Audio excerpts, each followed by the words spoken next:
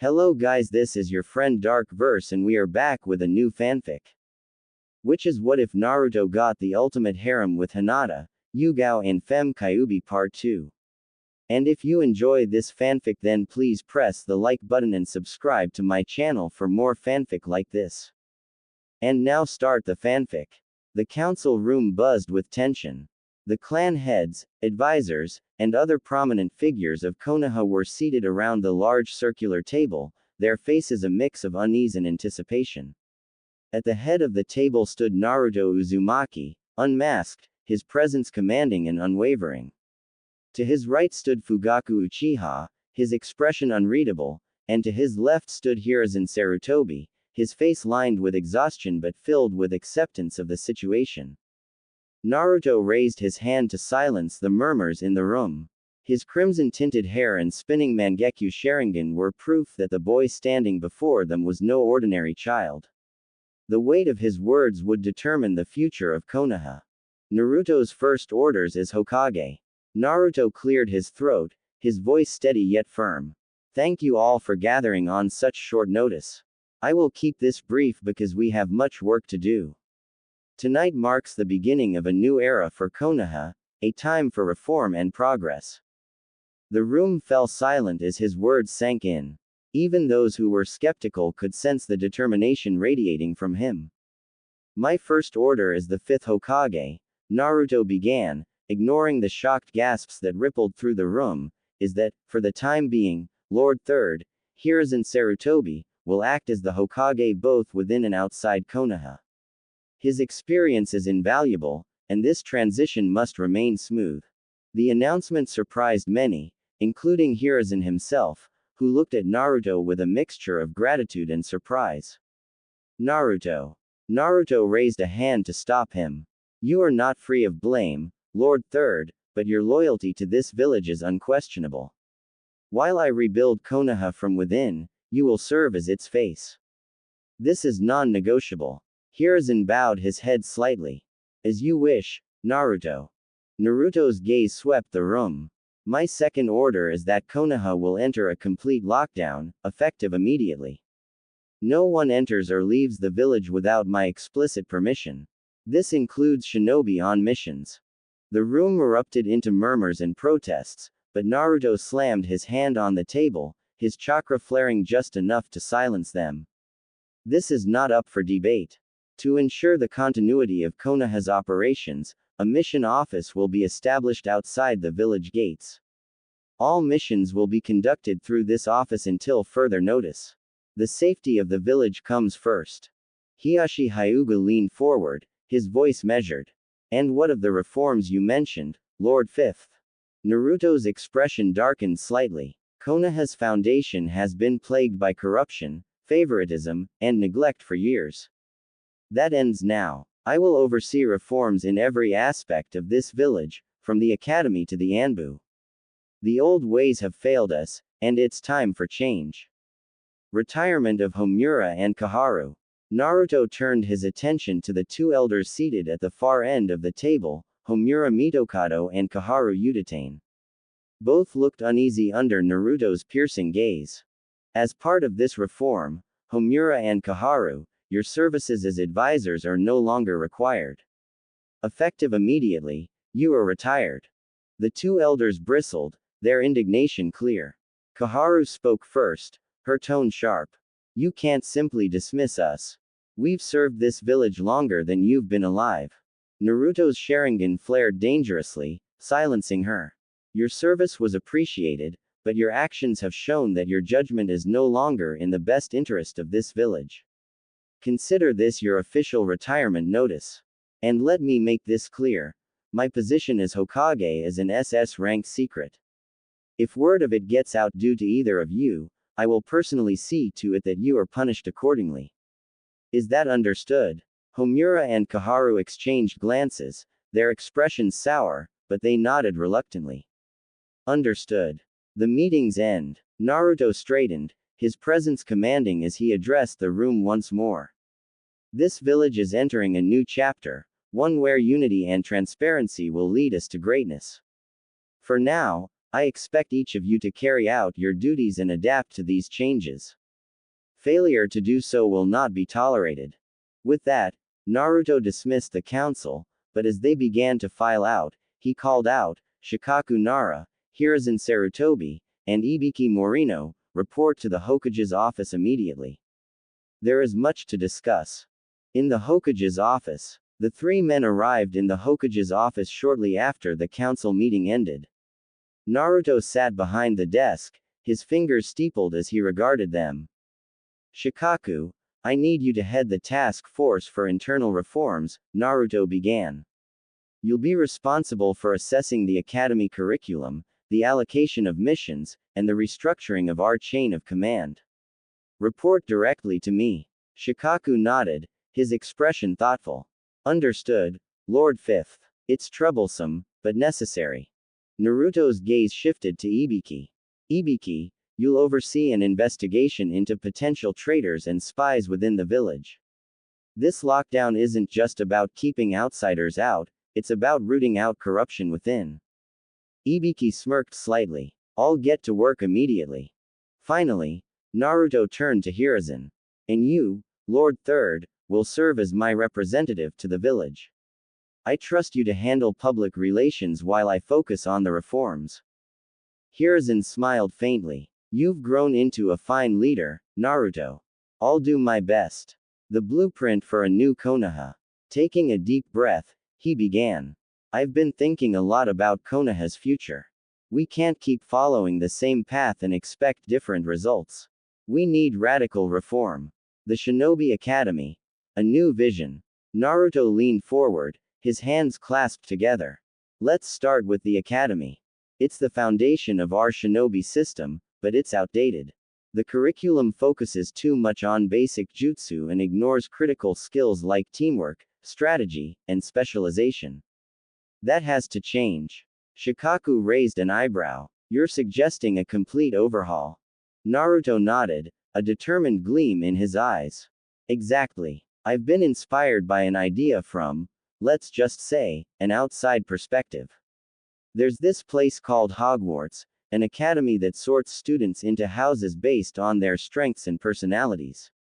I think we can implement something similar here. Hiruzen frowned slightly but remained silent, allowing Naruto to continue. We'll divide students into specialized tracks, Naruto explained. Combat, medical ninjutsu, infiltration, and research. This way, they can focus on their strengths early while still learning the basics. Additionally, we'll bring in retired shinobi to teach. Their experience is invaluable, and it'll give them a purpose. Ibiki rubbed his chin thoughtfully. Interesting. It would also help alleviate some of the strain on active shinobi who are currently assigned to teach. Naruto smiled. Exactly. And for those retired shinobi who don't have clan support, we'll establish a pension system. They've given their lives for this village, it's time we gave something back. Hiruzen's expression softened, and he nodded. That's a noble idea, Naruto.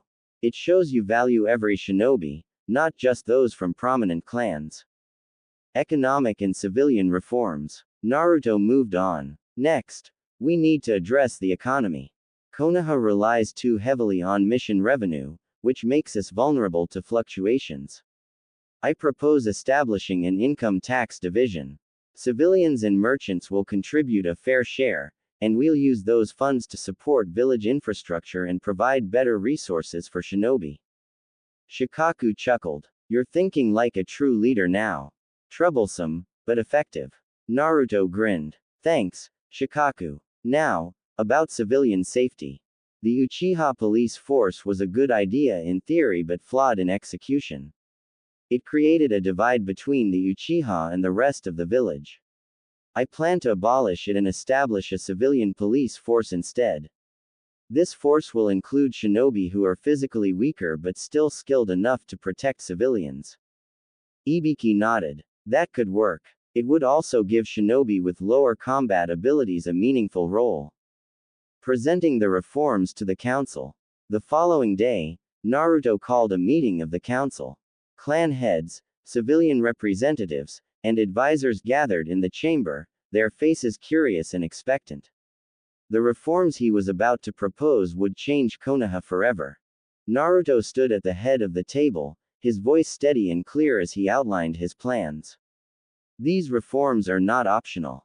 They are necessary for the survival and prosperity of Konoha. Our village has stagnated for too long, and it's time we adapted to a new era. The room buzzed with murmurs of both approval and skepticism. Hiashi Hyuga leaned forward. Your ideas are ambitious, Lord Fifth. But are they realistic? They are, Naruto replied firmly. And with your support, they will become reality. The council debated for hours, but by the end of the meeting, the majority had agreed to Naruto's plans. The village was on the brink of transformation, and Naruto was at its helm. The girls' reactions. Meanwhile, those who possessed their own versions of the diary were abuzz with shock and admiration at the revelation that Naruto had become the fifth Hokage. Each reacted in their own way. Yugao Azuki. Reading Naruto's diary entry about his reforms and the secret of his position, Yugao couldn't help but smile. He's more capable than anyone gives him credit for, she thought. But why is he keeping this a secret?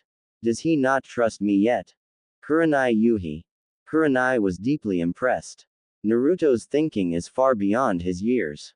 If he's already this sharp, the village may truly thrive under his leadership. Anko Mitarashi. Anko chuckled as she read her diary.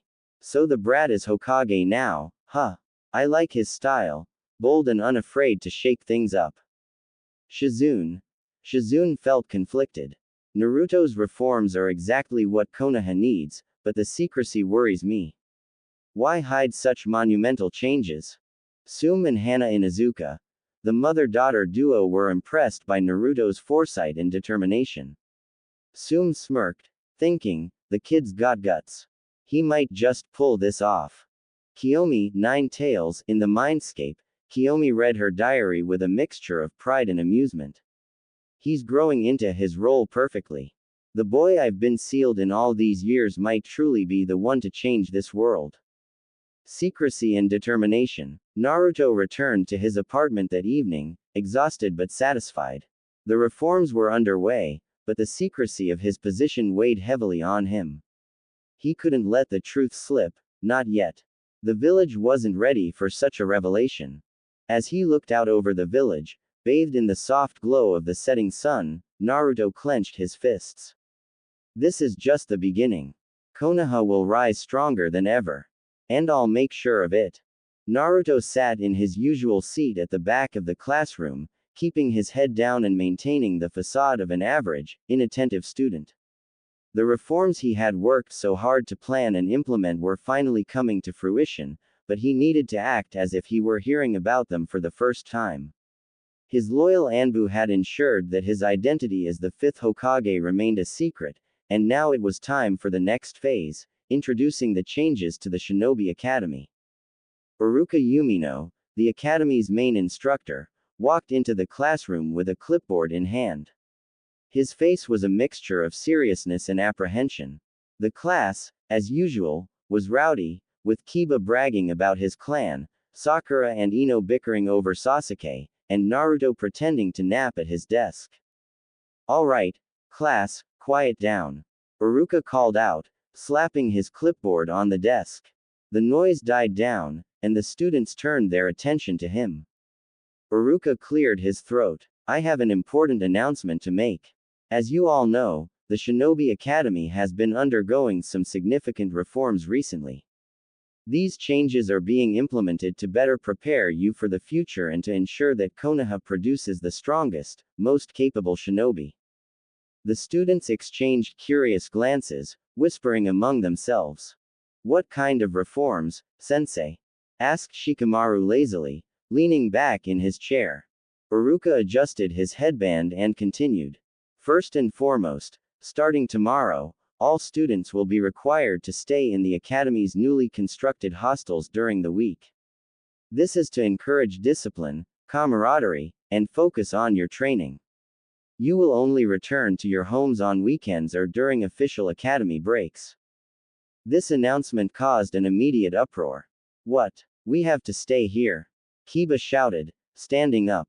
That's ridiculous. I need to be with Akamaru. Sakura and Ino looked equally horrified. What about our families? Sakura asked, her voice high-pitched. Even Sasuke raised an eyebrow, though he remained silent, observing the reactions of his classmates. Naruto, meanwhile, suppressed a smirk. He had anticipated this reaction. Iruka raised a hand to silence the class. I understand that this is a big change, but it's necessary. Life as a shinobi isn't easy, and these reforms are designed to instill the discipline and independence you'll need to survive in the field. You'll still have weekends to spend with your families, but during the week, your focus will be on your studies and training. Naruto pretended to look annoyed, crossing his arms and leaning back in his chair. TCH, sounds like a drag, he muttered, mimicking Shikamaru's usual tone. Iruka ignored him and continued. In addition to the hostel accommodations, there will be a new academy uniform that all students must wear. These uniforms are designed for practicality and to promote unity among you. No more coming to class in casual clothing. Grooming standards will also be enforced. Clean hair, trimmed nails, and a neat appearance are now mandatory. This caused another wave of protests. What's wrong with the way we dress now? Kiba barked. Uniforms. That's so boring. Ino whined. Iruka sighed. These changes are non-negotiable. They were approved by the Hokage and the council, and they are for your benefit. You're training to be shinobi, not civilians. It's time to start acting like it. Naruto kept his head down, feigning disinterest, but inside, he was pleased. These reforms were crucial to reshaping the academy into a place where future shinobi could thrive, and while the students might complain now, they would eventually see the benefits. Iruka looked around the room, his gaze softening. I know this is a lot to take in, but trust me, it's for the best. The academy is evolving, and so will you. This is a chance to prove yourselves, to become stronger and more prepared for the challenges ahead. Shikamaru let out a long sigh. Troublesome. Choji raised his hand. Sensei, will there be food in the hostels? This question elicited a few chuckles, breaking some of the tension. Iruka smiled. Yes, there will be 3 meals provided daily, prepared by some of the best cooks in the village. Naruto hid his grin behind his hand, knowing that a Yame from Ichiraku Ramen had been recruited as one of the chefs. After class. When class ended, the students were still buzzing with complaints and curiosity about the changes. Naruto slipped away from the group, his mind already on the next steps. As he walked back to his apartment, he thought about the long-term impact of these reforms. The hostels would build camaraderie among the students, while the uniforms and grooming standards would instill discipline. The academy would no longer be a place of casual learning but a rigorous training ground for future shinobi. Back in his apartment, Naruto summoned one of his loyal Anbu agents. The masked figure appeared in a blur, kneeling before him. Status? Naruto asked, his tone serious. The hostels are ready, Naruto-sama. The uniforms have been distributed to the academy staff, and everything is in place for the transition, the Anbu reported. Naruto nodded. Good. Ensure that the students settle into the hostels smoothly. I don't want any incidents. Yes, Naruto-sama. The Anbu disappeared, leaving Naruto alone. He glanced at his desk, where his diary lay open. Picking it up, he began to write, detailing the day's events and his thoughts on the reforms. Reaction of the girls with diaries. As Naruto wrote in his diary, others with their own versions of the mysterious book were reading his entries. Yugao Azuki. Yugao smiled as she read about Naruto's reforms for the academy. He's really putting thought into this. Turning the academy into something like that, it's brilliant. But I wonder how long he can keep his identity as Hokage a secret. Kurenai Yuhi. Kurenai was impressed. Naruto's ideas are revolutionary. These changes will create a stronger, more disciplined generation of shinobi. He's already thinking like a true leader. Enko Mitarashi. Anko chuckled. Uniforms and hostels. The brat's turning into a strict taskmaster. I kinda like it. Shizune. Shizune was thoughtful. This could really benefit the village, but I worry about how the students will adjust. Still, Naruto seems to know what he's doing. Ayame. Ayame read her diary with pride. Naruto's reforms are amazing. I'm glad I can help by cooking for the students. He's going to change this village for the better. Kiyomi. Deep in Naruto's mindscape, Kiyomi smirked. He's shaping Konoha into something extraordinary. The boy's got vision. I just hope he's ready for the challenges ahead. Conclusion. The reforms were met with resistance, but Naruto was prepared to face every challenge head-on. He knew that change wouldn't come easily, but with his determination and the support of those who believed in him, he was confident that Konoha would emerge stronger than ever. The academy was just the beginning. Naruto's vision for the future was far greater, and nothing would stand in his way. Naruto sat in the Hokage's office late at night, the moonlight streaming through the window casting long shadows on the walls. Despite his young age, the weight of the village rested on his shoulders. The reforms he had initiated were progressing well, but he knew that maintaining Konoha's stability would require more than structural changes. It would require vigilance against those who would undermine the village from within. He called for a meeting with two of the most capable individuals under his command, the Anbu head and Ibiki Morino, the head of the torture and interrogation unit. Within moments, both men appeared in the office. The Anbu head, clad in full armor and a wolf mask, knelt silently before him, while Ibiki, with his imposing presence, stood with arms crossed. Naruto leaned back in the Hokage's chair, his sharp blue eyes scanning both men. Thank you for coming. There's a matter that requires your immediate attention. Ibiki nodded. What's the issue, Hokage-sama? Naruto glanced at the Anbu head. How many confirmed spies do we currently have in the village? The Anbu head hesitated before answering. Approximately 20, Hokage-sama. Some are directly affiliated with rival villages, while others are mercenaries or freelancers gathering intelligence. Naruto frowned. And how many of them have we neutralized? 7, Hokage-sama, the Anbu head replied. The others are being monitored. Naruto tapped his fingers on the desk, deep in thought. From now on, do not eliminate them unless absolutely necessary. Ibiki raised an eyebrow. You want to let the spies roam free? That's dangerous, Hokage-sama. Naruto shook his head. Not exactly. I want you to identify every potential spy and ensure that they can no longer share any valuable information about this village. Instead of catching them, make their lives so busy and chaotic that they have no time to gather or relay intelligence. Assign them tasks that consume all their energy and time. Turn their attention away from Konoha's secrets. The Anbu head tilted his head slightly, intrigued. What kind of tasks, Hokage-sama? Naruto smirked. For spies embedded in civilian roles, assign them work that seems crucial but is ultimately meaningless. Create fake projects or missions for them to oversee, things that will keep them occupied but yield no real results. For shinobi spies, send them on extended missions that take them far away from Konoha but don't expose them to too much danger. Make sure they stay out of the loop on critical matters. Ibiki nodded, a glint of approval in his eyes. That's clever. If they're too busy to gather information, they'll be ineffective as spies.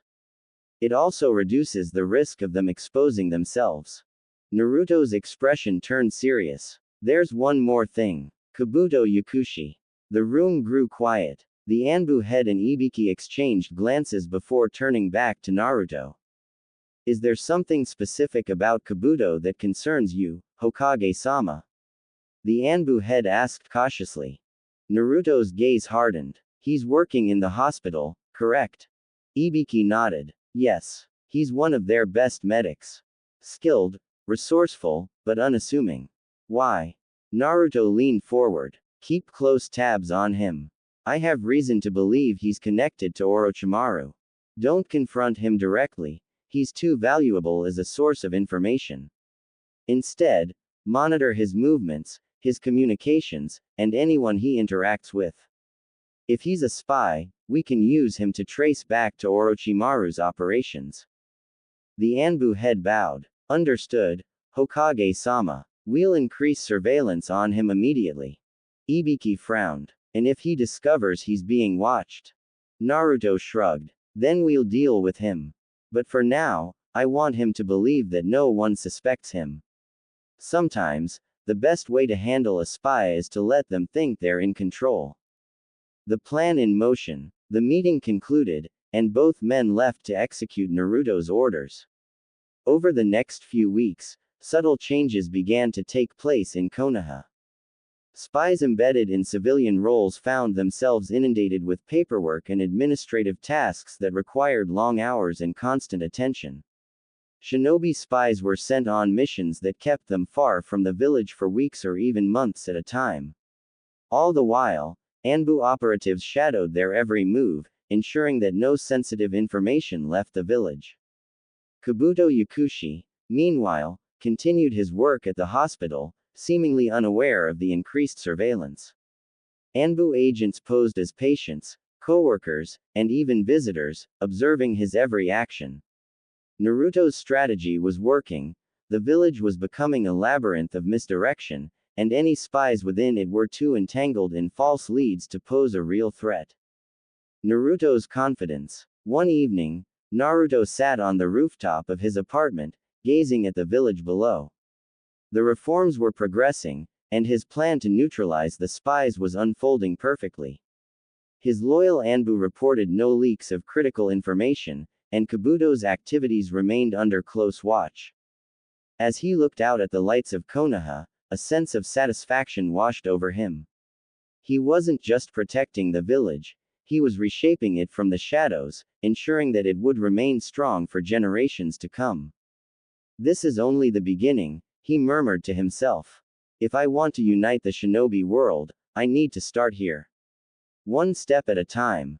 Unbeknownst to Naruto, several individuals were reading about his plans in their versions of the diary. Their reactions ranged from admiration to concern, but none dared to confront him directly. They all knew that Naruto's vision was far-reaching and that his methods, while unorthodox, were effective. In the end, Naruto's cunning and foresight continued to solidify his position as the hidden leader of Konoha, a boy with the mind of a Hokage and the determination to shape the future. Next day Naruto sat in the Hokage's office, his young but commanding presence filling the room. He had summoned the Anbu division leaders to discuss a pressing matter. His eyes, sharp and determined, locked on the Anbu captain in front of him. The boy Hokage, who still pretended to be an academy student in the public eye, was slowly reshaping Konoha from behind the scenes. The next phase of our reform requires the presence of both Jiraiya and Tsunade, Naruto declared. Send word to them immediately. Order them to return to the village at once. The Anbu captain hesitated. Hokage-sama, what if they refuse the summons? Naruto's gaze darkened. If either of them protests or refuses, declare them missing nin and traitors to Konoha.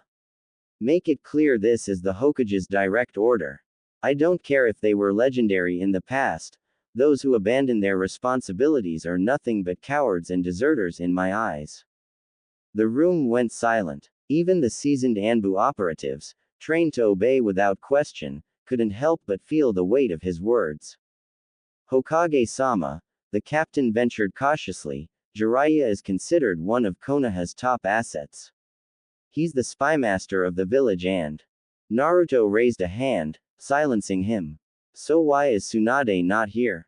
What role does she fulfill that requires her to abandon the village entirely? If Jiraiya is so crucial as a spymaster, why can't he operate from within Konoha? Why are both of them absent when Konoha needs them the most? The Anbu captain hesitated. Hiruzen Sarutobi, who was present at the meeting, finally spoke up.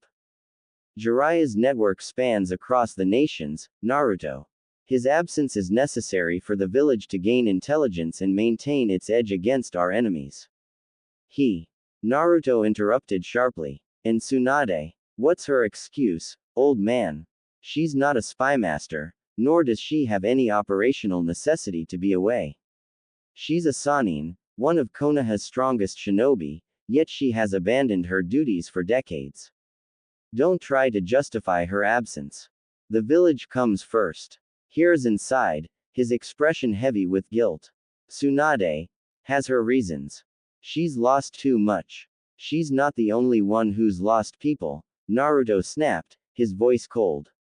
This village is full of people who have suffered and moved forward. If I, a 8-year-old, can bear the weight of Konoha's future, then she has no excuse to turn her back on her responsibilities. Either she comes back to help rebuild this village, or she's no longer part of it. No exceptions. Orders delivered. The Anbu left to carry out Naruto's orders. Within hours, elite teams were dispatched to track down both Jiraiya and Tsunade. The message was clear and uncompromising. Return to Konoha immediately, or face the consequences of defying the Hokage's will. Jiraiya, who was in the land of hot water, received the summons from an Anbu operative. His easygoing demeanor faltered as he read the official missive. Hokage's order, he murmured. That Sarutobi must be desperate to pull me back.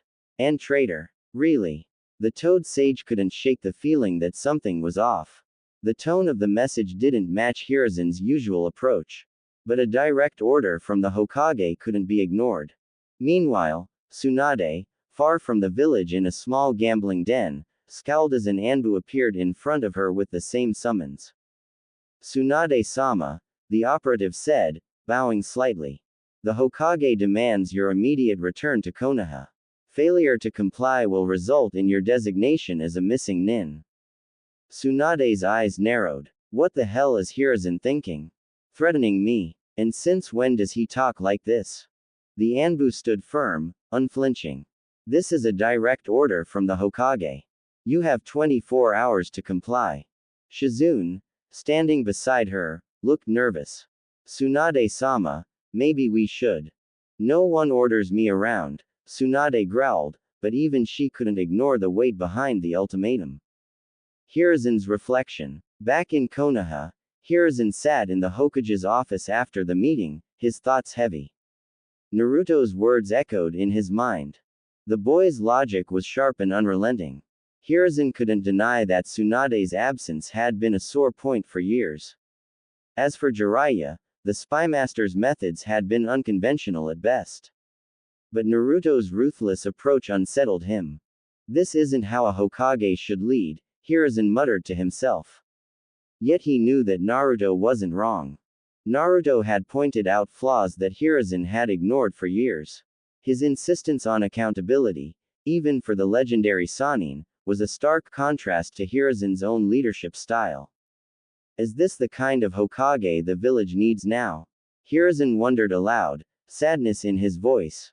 He couldn't shake the image of Naruto, a child forced to grow up too fast, burdened with the dreams of a village that had failed him time and time again. Naruto's resolve. In his apartment, Naruto sat cross-legged on the floor, meditating. He wasn't worried about Jiraiya or Tsunade defying his orders. They would return, if only to confront him. This village doesn't need legends who run away, he muttered to himself. It needs leaders who will fight for its future, no matter how hard it gets. Naruto's determination burned brighter than ever. If Jiraiya and Tsunade returned and chose to stand with him, he would welcome their strength. But if they defied him, he wouldn't hesitate to strip them of their titles and sever their ties to Konoha. The village came first. Always. The day finally arrived when Naruto and his classmates were to move into the newly established academy hostels. The reforms had sparked widespread speculation among students and parents alike. The concept of staying in academy hostels and being assigned to houses was entirely new, but it was met with curiosity and excitement. Naruto, with his usual mischievous grin plastered across his face, approached the academy gates alongside other students. Parents bid their children goodbye, while teachers worked tirelessly to ensure the smooth implementation of the new system. Once all the students had gathered, Iruka stood at the front, holding a clipboard. All right, everyone, listen up. You've been divided into houses based on your aptitude, personality, and future potential as shinobi. Each house will have its dormitory, and you'll share rooms with members of your house. This will promote teamwork, camaraderie, and healthy competition. The students whispered among themselves, excited and anxious.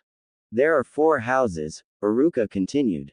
House Phoenix for those with strong leadership qualities, House Dragon for the fiercely determined, House Serpent for the cunning and resourceful, and House Tiger for the brave and relentless. Your assignments have been made with great care. Naruto smirked. He already knew the system's influence behind these reforms but played along as an ordinary student.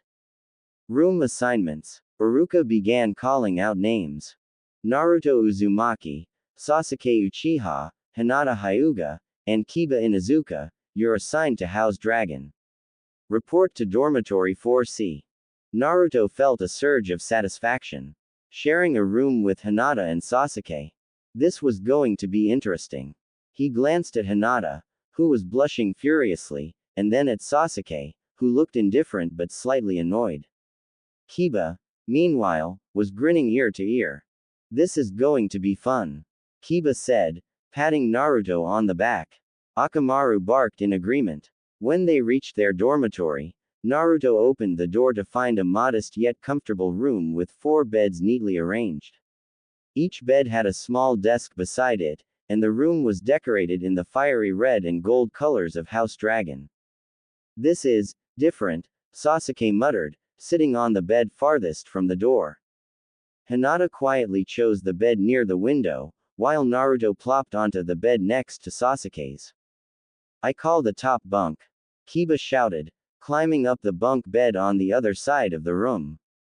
Naruto grinned. Looks like we're stuck together for now, huh? Sasuke rolled his eyes. Don't slow me down, Dobi. Naruto laughed inwardly. He knew Sasuke's harsh exterior hid his loneliness, but he wasn't about to let that stop him from having some fun. Arrival of the Sannin. Meanwhile, in Konoha, chaos erupted in the Hokage Tower as Tsunade, Jiraiya, and Shizune stormed into Hiruzen's office. What is the meaning of this, sensei? Tsunade shouted, slamming her fists on the desk. You threatened to declare us missing Nin. Have you lost your mind? Jiraiya crossed his arms, his usually carefree demeanor replaced by an irritated scowl. I thought you were better than this, old man. What's going on? Hiruzen sighed, but before he could respond, a young voice cut through the tension. It wasn't him, Naruto said, stepping into the room. The Sannin turned toward the voice and froze. There, standing confidently, was a 7-year-old boy wearing a modified Hokage cloak over his academy uniform. The red and white of the 5th Hokage's robes were slightly oversized but unmistakable. What the hell is this? Tsunade asked, stunned. Jiraiya blinked, his jaw dropping. You're kidding me. A kid? Shizune remained quiet, having already anticipated this moment. Naruto crossed his arms and smirked. Nope, not kidding. I'm the 5th Hokage. Tsunade's eyes narrowed. What kind of joke is this, old man? She asked Hiruzen, who simply sighed and gestured to Naruto. It's no joke, Hiruzen said solemnly. Naruto is the one who issued the summons. He is the current Hokage. Tsunade looked like she was about to explode. A child as Hokage? Are you out of your mind? And you just went along with this, sensei? Naruto's expression darkened, and the room seemed to grow heavier. Enough, he said, his voice calm but filled with authority. The sudden shift in atmosphere silenced everyone. I may be young, Naruto continued, but I've already proven myself. The council, the clans, and the Anbu stand behind me. I've taken steps to reform this village and ensure its survival. You, on the other hand, abandoned your responsibilities. Tsunade flinched, her anger momentarily replaced by guilt. You're supposed to be one of the strongest shinobi in Konoha, Naruto said, addressing her directly. But instead of staying to protect the village, you ran away. And now you have the audacity to question my leadership. Tsunade clenched her fists. You don't know what I've been through, kid. Naruto's gaze softened slightly. You're right. I don't. But I do know that this village has been through hell, and it needs its strongest to stand and fight. If you're willing to return and do your part, I'll welcome you. If not, he trailed off, his meaning clear. Jiraiya rubbed the back of his neck, finally finding his voice. Kid, you've got guts, I'll give you that. But do you really think you can handle all this? Being Hokage isn't a game. Naruto met his gaze without flinching. I know exactly what it means. And I'll do whatever it takes to protect this village. There was a long silence before Jiraiya let out a sigh. Well, guess I can't argue with that. You've got fire, kid. I'll stick around and see how this plays out. Tsunade looked at Shizune, who gave her a small nod. Finally, she let out a frustrated sigh. Fine, but I'm not calling you Hokage until you prove you're worthy of it. Naruto smirked. Fair enough. But don't worry, I'll prove it sooner than you think. Naruto's determination. As the meeting concluded, Naruto felt a sense of accomplishment. The Sannin were back in Konoha, and while they didn't fully trust his leadership yet, he knew he would earn their respect in time. For now, his focus was on the academy reforms and the plans he had set in motion to transform Konoha into a stronger, more united village. With each step, Naruto knew he was getting closer to his ultimate goal, creating a world where no one would have to suffer as he once had. Chapter. The first day of the new academy. The sun rose over Konoha, casting its warm glow over the newly reformed Shinobi Academy. The entire village buzzed with excitement and curiosity about the changes brought about by the new Hokage's reforms. Naruto, dressed in his new academy uniform, entered the school grounds alongside the other students, blending in seamlessly as he played his role as a normal academy student. His keen eyes darted around, observing every detail, the reactions of his fellow students, the nervous energy, and the chatter about the reforms. The new uniforms and academy building. The academy building had been completely revamped. Its once simple and traditional architecture was now replaced with a modern, grand structure featuring spacious classrooms, training grounds, a library, and dormitories. Each classroom was decorated in the colors of its corresponding house: phoenix, dragon, serpent, and tiger. The uniforms were another significant change. Each student wore a crisp, black jacket with red accents and their house crest emblazoned on the chest. While the designs were sleek and practical. Wow, the academy looks amazing. Kiba exclaimed, tugging at his jacket as he admired the building. Hinata, walking quietly beside Naruto, nodded. The uniforms are nice, she murmured, though her eyes flicked nervously toward Naruto every few seconds. Sasuke, ever the stoic, kept his thoughts to himself, though a faint smirk hinted at his approval of the upgrades. Inside the building, the students gasped at the grandeur. The walls were lined with murals of legendary shinobi, and the house banners hung proudly from the ceiling. The classrooms were equipped with new training tools and comfortable seating, while the training grounds boasted state-of-the-art facilities. Naruto observed everything silently, taking note of the students' reactions. Most were impressed, but a few grumbled about the sudden changes. The first class. The first class of the day was held in House Dragon's assigned classroom. Iruka entered, his usual warm smile on display, though even he seemed a bit awed by the new setting. Good morning, class, he greeted. Welcome to the reformed Shinobi Academy. From today onward, things will be different. You'll be learning not only traditional shinobi skills but also new disciplines designed to make you stronger and more prepared for the world outside this village. He gestured to a large chalkboard where the day's schedule was written, including subjects like tactics and strategy, shinobi ethics, and elemental chakra training. Naruto sat at his desk, pretending to be just another curious student, but his mind was busy evaluating how smoothly the new system was running. Clan symbol incident. During a break between classes, Naruto's sharp eyes noticed a few students wearing their clan symbols on their jackets: Uchiha fans, Hyuga crests, and even an Aburame beetle insignia. He frowned. The new rules explicitly prohibited clan symbols within the academy to foster unity and avoid favoritism. Taking advantage of the break, Naruto slipped away and called a trusted Anbu member. Track the students with clan symbols and bring them to me later, he ordered. They need to understand that rules apply to everyone, no exceptions.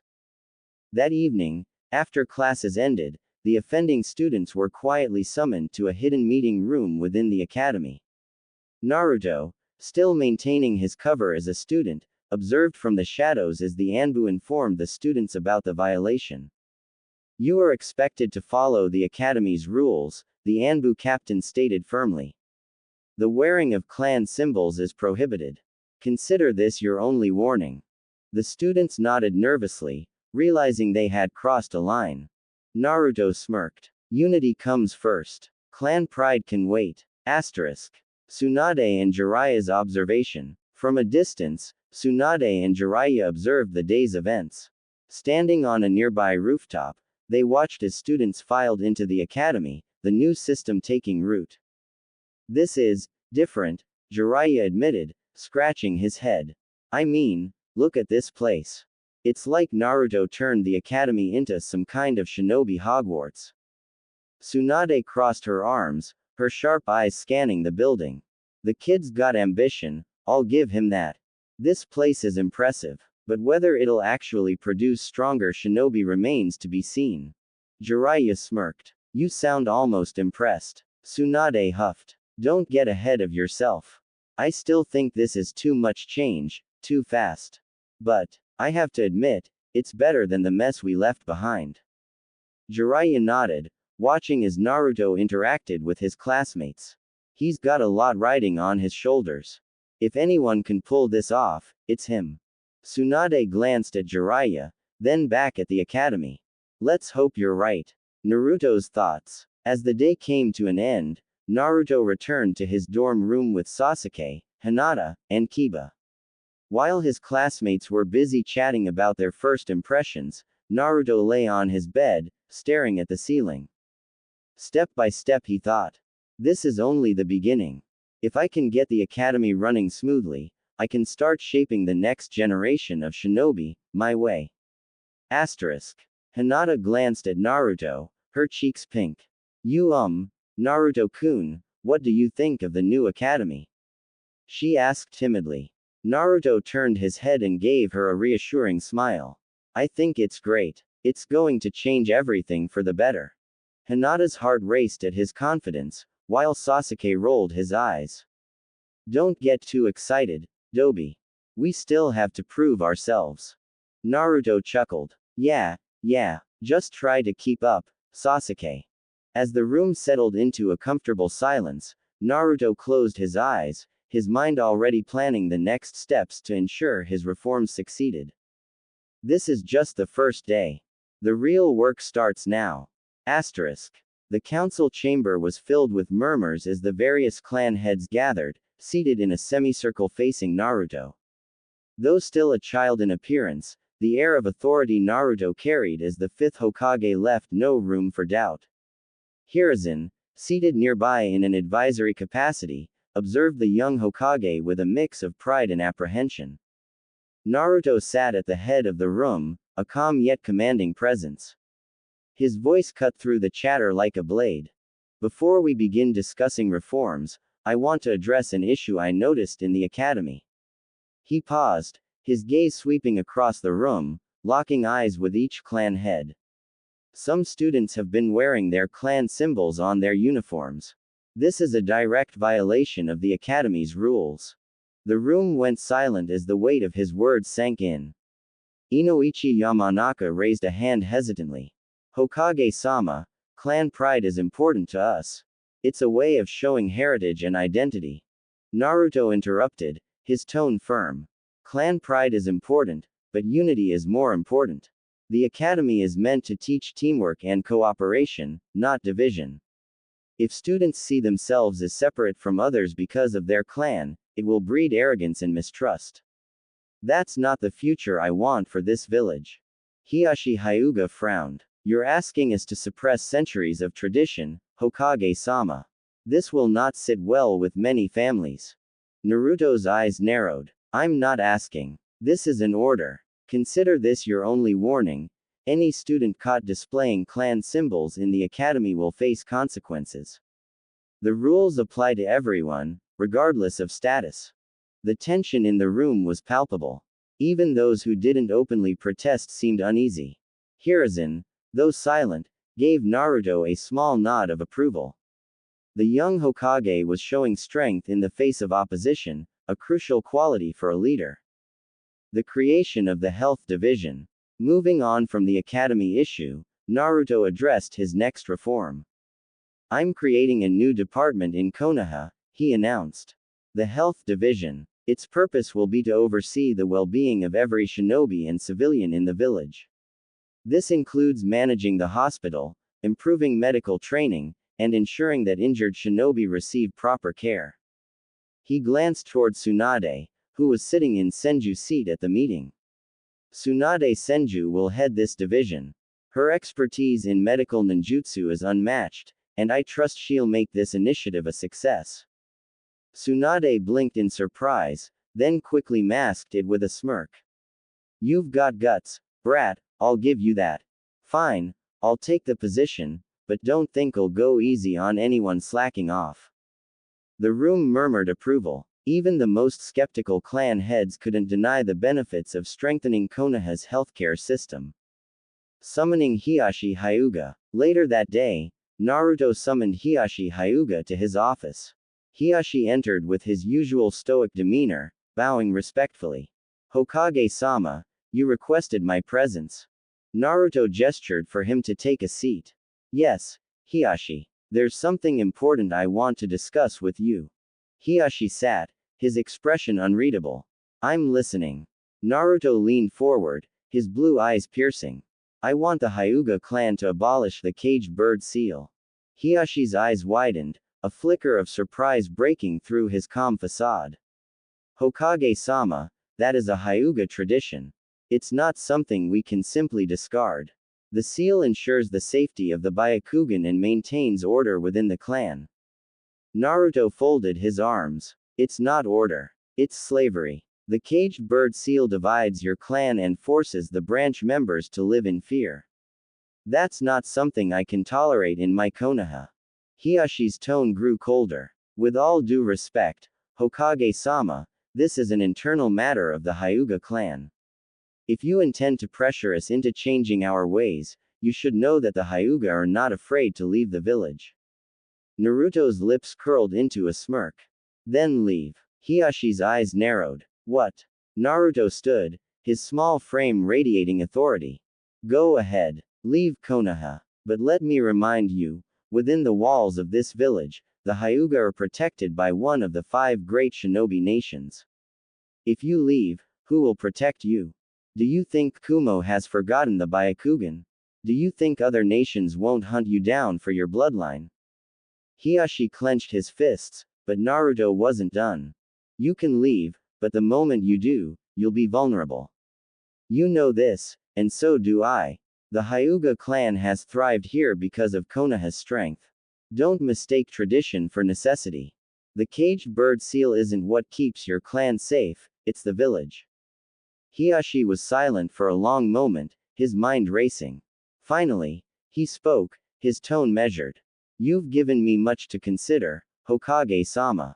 I will discuss this with the elders. Naruto nodded. Good. But know this, I won't wait forever. Change is coming, Hiashi, whether you like it or not. Hiashi stood, bowing stiffly. Understood. As he left the office, Naruto leaned back in his chair, his expression thoughtful. The Hyuga clan was a powerful ally, but their traditions were holding them back. If he could convince them to change, it would be a significant step toward uniting Konoha under his vision. Reflections. That evening, Naruto stood on the balcony of the Hokage Tower, looking out over the village. The lights of Konoha twinkled below, a reminder of what he was fighting for. This is just the beginning, he murmured to himself. If I can reform the academy, the clans, and the village's systems, Konoha will become stronger than ever. Behind him, a shadow flickered as one of his loyal Anbu appeared. Hokage-sama, Hiashi Hyuga has left the tower. Naruto didn't turn around. Keep an eye on him. I need to know how the clan reacts to this. Yes, sir. As the Anbu disappeared, Naruto allowed himself a small smile. Change was never easy, but he was determined to see it through. Konoha's future depends on it. Shadows and secrets. The air in the Hokage's office was tense as Naruto sat at his desk, his piercing blue eyes fixed on the Anbu head standing before him. The leader of Konoha's elite shinobi force, codenamed Dragon, remained composed, waiting for the young Hokage's command. Naruto tapped his fingers on the desk before speaking. Dragon, do you know someone named Yukie Fujikaze? Dragon's mask tilted slightly, a flicker of recognition in his body language. Yes, Hokage-sama. Yukie Fujikaze is an actress, known for her roles in several high-profile films. However, I suspect that you're not asking about her because of her acting career. Naruto nodded, leaning forward. Correct. Her real name is Koyuki Kazuhana, the rightful heir to the Land of Snow. She's been hiding under the guise of an actress ever since her uncle, Dodo Kazuhana, staged a coup and murdered her father. Dragon stiffened. I wasn't aware you knew about that, Hokage-sama. Naruto smirked. There's very little I don't know, Dragon. I want you to keep an eye on her. Make sure she's safe, but don't let her know she's being watched. Dragon bowed. Understood. I will assign a team to monitor her movements discreetly. As Dragon disappeared in a swirl of leaves, Naruto leaned back in his chair, deep in thought. Koyuki Kazuhana. Let's see how long you can keep running. Summoning Itachi and Shisui. Later that evening, Naruto summoned two of his most trusted operatives, Itachi Uchiha and Shisui Uchiha. The two shinobi appeared in his office silently, kneeling before him. You summoned us, Hokage-sama? Itachi asked, his calm voice laced with curiosity. Naruto nodded. I have a mission for both of you. Your target is Dodo Kazuhana, the current ruler of the Land of Snow. He's a tyrant and a danger to his niece, Koyuki Kazuhana. I need you to gather information on his activities, his allies, and his weaknesses. Do not engage unless absolutely necessary. Shisui frowned. Hokage-sama, if I may ask, what's your ultimate goal with this mission? Naruto's eyes glinted with determination. To liberate Koyuki Kazuhana and ensure the Land of Snow's resources don't fall into the wrong hands. Koyuki will be an important ally for Konoha in the future, but I need to handle this delicately. The two Uchiha exchanged glances before nodding in unison. Understood, they said. Good. You leave tonight, Naruto ordered. Koyuki's perspective. Far away, in a luxurious but lonely mansion on the outskirts of the Land of Fire, Yukie Fujikaze sat in her private study, staring at the small, worn book on her desk. It was a diary, but not hers. It had appeared mysteriously several years ago, and its contents had changed her life forever. The entries belonged to someone named Naruto Uzumaki, a name she hadn't recognized at first. But as the years passed, the diary filled with his daily thoughts, plans, and struggles. She had come to know him intimately through his words, his kindness, his ambition, and his unwavering vision for a better world. She ran her fingers over the cover, her heart heavy with conflicting emotions. Today's entry had been particularly shocking. I've instructed Dragon to keep an eye on Yukie Fujikaze. I know who she really is. Soon, we'll meet face to face, Koyuki Kazuhana. Koyuki's hands trembled as she reread the words. He's looking for me, she whispered. The idea both thrilled and terrified her. Over the years, she had developed a strange attachment to Naruto, despite never meeting him. His diary had been her lifeline, her escape from the guilt and pain of her past. And now, the boy who had unknowingly opened his heart to her was coming into her life. But she couldn't make it easy for him. She couldn't just let him walk in and take control. If Naruto Uzumaki wanted her help, he would have to prove himself worthy of her trust. Koyuki closed the diary, steeling herself. If he's really the person he claims to be, then he'll understand why I won't make this simple. Tsunade and Jiraiya's observation. Meanwhile, in Konoha, Tsunade and Jiraiya observed the changes happening under Naruto's leadership. They stood on the balcony of the Hokage Tower, watching as shinobi and civilians alike adjusted to the new reforms. Who would have thought that brat would turn into such a little tyrant? Jiraiya muttered, though there was a hint of pride in his voice. Tsunade crossed her arms, her gaze sharp. He's not a tyrant, Jiraiya. He's doing what needs to be done. Konoha was stagnant under Hiruzen's leadership. Naruto is shaking things up, and honestly, it's about time. Jiraiya smirked. I never thought I'd see the day when you'd defend a kid like this. Tsunade shot him a glare. Don't mistake my approval for leniency. If Naruto steps out of line, I'll be the first to put him back in his place. Good luck with that, Jiraiya said, laughing. The kid's got a fire in him. Reminds me of Minato. Tsunade sighed, her expression softening. He's more than Minato's son, Jiraiya. He's building a legacy of his own. As they continued to watch the village, neither could shake the feeling that Naruto's ambitions would change the ninja world forever. Whether for better or worse remained to be seen. Naruto's resolve. Back in his office, Naruto stared out the window, his mind racing with plans. His encounter with Koyuki was inevitable, and he knew she wouldn't trust him immediately. But that didn't matter. He would earn her trust, just as he would earn the loyalty of everyone he needed to create the future he envisioned. The path ahead was filled with challenges, but Naruto was ready. He had the will, the vision, and the strength to see it through. Koyuki Kazuhana, you can try to resist, but I'll show you that I'm not someone to underestimate. 6 months had passed since Naruto reformed the Shinobi Academy, implementing the house system inspired by the Hogwarts model from his absorbed soul's memories. The changes had brought significant growth in teamwork, discipline, and camaraderie among the academy students. The first major event under this new system was the eagerly anticipated Academy Sports Festival, a day-long competition between the houses, Dragon, Phoenix, Wolf, and Serpent. The festival grounds were bustling with energy as students, teachers, and even some village shinobi gathered to witness the event. Colorful banners representing each house adorned the academy, while students in their house uniforms radiated pride and determination. Naruto's perspective. Naruto adjusted his Dragon House uniform, a faint smile playing on his lips as he stood alongside Sasuke, Hinata, and Kiba. Their house had trained hard for this day, and the competitive glint in Sasuke's eyes promised that Dragon was ready to win. All right, team, Naruto said, his voice brimming with confidence. Let's make this festival a day to remember. We're taking home the trophy. Sasuke scoffed, crossing his arms. As if there was any doubt. We've got the strongest team. Hinata blushed but nodded determinedly. Why yes, we've worked really hard.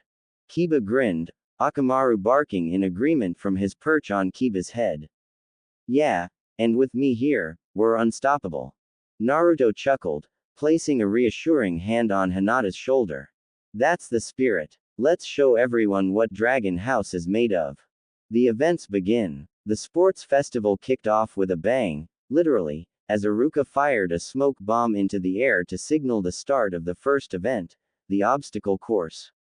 Students dashed through the course, which featured climbing walls, balancing beams, rope swings, and dummies armed with paint projectiles. Naruto led his team, expertly navigating the course while pretending to struggle just enough to maintain the illusion of a typical academy student. Sasuke, however, breezed through with precision, his Sharingan subtly assisting him. Hinata used her Byakugan sparingly to detect traps, while Kiba and Akamaru relied on their speed and agility to dominate the course. By the end of the event, Dragon House emerged victorious, their teamwork earning them valuable points. Other houses' reactions. The other houses weren't far behind. Phoenix House, known for its strategic members, put up a strong fight, with Shikamaru Nara devising clever ways to navigate the course without wasting energy. Wolf House, led by Choji and Ino, relied on brute strength and charm, while Serpent House's more cunning members, like Shino and a few ambitious civilian students, excelled in avoiding traps. Despite the competition, Naruto couldn't help but notice the camaraderie forming among the houses. The students were learning from each other, pushing themselves to improve. His reforms were working. The final event, Team Battle Royale. The highlight of the festival was the Team Battle Royale, where all houses competed simultaneously in a large arena. Each team had to protect their house flag while attempting to capture the others. It was a test of strategy, teamwork, and combat skills. Naruto, Sasuke, Hinata, and Kiba formed the core defense around the dragon flag. Sasuke's calculated movements and sharp instincts made him a natural leader in battle, while Kiba and Akamaru took an offensive role, scouting and harassing other teams. Hinata provided support with her Byakugan, alerting them to incoming attacks. Naruto, meanwhile, subtly orchestrated the chaos. While pretending to follow Sasuke's lead, he used his shadow clones in strategic ways, manipulating the battlefield without drawing attention to his true skills. As the event progressed, the other houses launched coordinated attacks on Dragon's flag. Phoenix House, under Shikamaru's leadership, nearly succeeded in capturing it, but Naruto's quick thinking and Hinata's sharp observations thwarted their plans. In the end, Dragon House not only defended their flag but managed to capture two others, securing their victory. The awards ceremony. As the sun set, the students gathered for the awards ceremony. Hiruzen Sarutobi, still acting as the public Hokage, stood on the stage, flanked by academy teachers and prominent shinobi, including Tsunade and Jiraiya, who had come to observe the festival. The efforts of all students today have been extraordinary, Hiruzen began, his voice warm and proud. This festival marks a new chapter in Konoha's history, where teamwork and perseverance are celebrated. And now, I am pleased to announce the winners of the first Academy Sports Festival, Dragon House.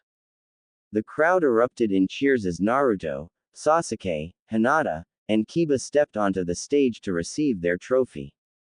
Naruto, hiding his pride behind a humble smile, looked out at the crowd, his resolve strengthening. This is only the beginning. Tsunade and Jiraiya's observation. From the sidelines, Tsunade and Jiraiya watched with mixed emotions. I have to admit, the brat's got something going here, Jiraiya said, stroking his chin thoughtfully. This house system, it's fostering real competition and growth among the students. Tsunade nodded, her sharp eyes scanning the crowd. He's turning this academy into something more than just a school. These kids are learning the value of teamwork and discipline early. It's impressive. Jiraiya smirked. You almost sound proud of him. Tsunade crossed her arms. I am. But that doesn't mean I'll go easy on him if he screws up. Jiraiya chuckled. Fair enough. Still, this festival is proof that Naruto's vision might just work. Back at the dorms. That evening, the students returned to their respective house dorms, exhausted but exhilarated. In the Dragon dorm, Naruto, Sasuke, Hinata, and Kiba sat together, the trophy resting on the table between them. We did it, Hinata said softly, a small smile on her face. Of course we did, Sasuke replied, his tone confident but not unkind. We're the best. Kiba laughed, ruffling Akamaru's fur. Yeah, but next time, let's make it more challenging. This was too easy. Naruto grinned, leaning back in his chair. Don't get too comfortable. This is just the beginning. We've got a lot more to prove. As his teammates laughed and joked, Naruto's mind drifted to the future. The festival had been a success, but there was still so much work to be done. His reforms were only just beginning, and he would stop at nothing to ensure Konoha's future was bright. Naruto sat in the Hokage's chair, a pile of scrolls neatly stacked on his desk as he reviewed the details of his latest plan. His expression was calm but resolute as he awaited Jiraiya's arrival. The legendary Toad Sage, recently summoned back to Konoha under Naruto's orders, was about to face yet another surprising directive from the 7-year-old Hokage. Jiraiya sauntered into the office, his casual demeanor clashing with the seriousness of the moment. "You called, kid. What's the deal this time? Don't tell me you've found another way to overhaul the village overnight." Naruto looked up from his desk, his piercing blue eyes locking onto Jiraiya with a seriousness that made the older man pause. "Yes, I have. This is about something critical to the village's security." Jiraiya raised an eyebrow, intrigued but wary. "All right, I'm listening."